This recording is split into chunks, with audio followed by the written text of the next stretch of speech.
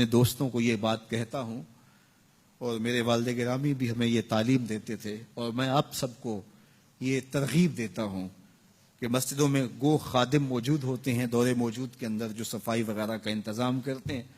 ہم جو تنخواہ دیتے ہیں ظاہر ہے وہ بھی ہمارا حصہ تو پڑ ہی جاتا ہے، لیکن کبھی کبھی اپنے بچوں کو ساتھ لے کے، اپنے دوستوں کو ساتھ لے کے تو مسجدوں کی صفائی ضرور کیا کرو. سال میں ایک دفعہ تو ضرور کر لیا کرو، اگر ہر مہینے کو ایک دن مقرر کر لیا کرو کہ آج کیا کرنا ہے، ہم نے کسی قریبی مسجد کی صفائی کرنی ہے.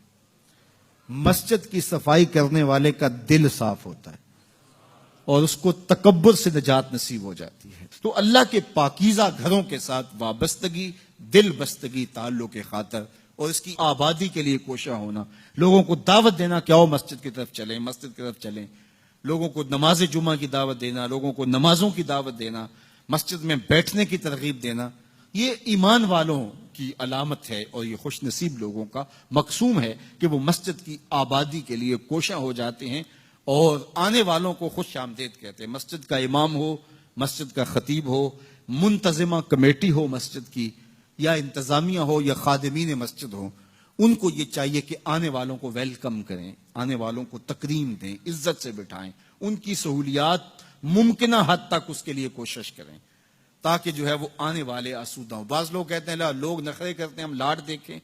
بعض منتظمہ کمیٹیاں وہ ایسٹ انڈیا کمپنیاں بن کے بیٹھ جاتی ہیں اور وہ آنے والوں کو وہ ہر وقت مسجد کے صدر، اور یہ نشے میں ہوتے ہیں کہ میں مسجد کا صدر ہوں، میں مسجد کا سیکٹری ہوں، میں مسجد کا جو ہے وہ یہ عہدے دار ہوں.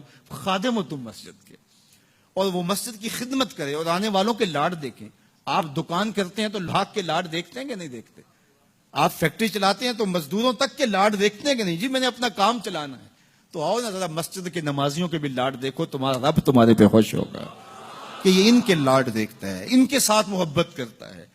اور بعض کا تو ہمارے کچھ نمازی جو پکے نمازی ہوتے ہیں وہ سجدوں کے تو پکے ہوتے ہیں لیکن ان کا دل ابھی تک جو ہے وہ پختہ نہیں ہوا ہوتا.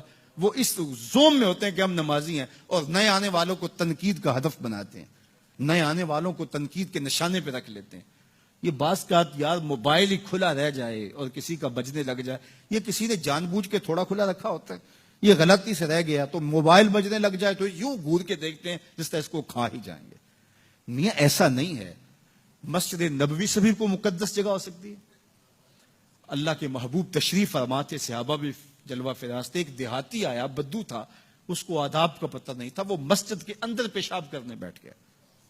کچی جگہ تھی، وہاں بیٹھ گیا پیشاب کرنے. صحابہ مارنے کے لیے دوڑے، فرمایا رک جاؤ. اب بیٹھ گیا تو اس کو کر لینے دو، بعد میں پانی بہا دینا. جب اس نے پیشاب کر لیا تو آقا کریم سے بلایا، ان کو کہا آپ پانی بہا دیں. اس کو کہا یہ مسجدیں ہیں، یہ ذکر فکر اور تلاوت کلام مجید کے لیے بنائی گئی ہیں، یہ بول و براز کے لیے نہیں بنائی گئی. اس کو یہ کہہ کے اس کی بھی تصحیح فرما دی اور دوسری جانب جو ہے وہ صحابہ کو کہا اب بیٹھ گیا تو اب جو ہے وہ اس کو کر لینے دو. یعنی اس بات سے ہم سمجھ سکتے ہیں کہ آپ آنے والوں کی کس طرح دل جوئی کر سکتے ہیں. لیکن ہمارے ہاں تو یہ ہوتا ہے کہ ایک آدمی اس نے چلانی تھی ٹیوب اور ہاتھ لگ گیا پنکھے پہ، اور موسم تھا سردیوں کا. تو سردی کے موسم میں اگر کسی نے پنکھا چلا دیا ہے مسجد میں آ کر کے تو ظاہر اس نے غلطی سے چلایا، تو اس کو تو کہنے کی بھی ضرورت نہیں، وہ خود اپنے اندر شرمسار ہے. لیکن سارے اس کو گھورنے لگ جائیں گے، مذاق کرنے لگ جائیں گے، یا اس کو جو ہے وہ تانے دینے شروع کر دیں گے. تو یہ رویہ، یہ شریعت ایسے رویے کی اجازت نہیں دیتی.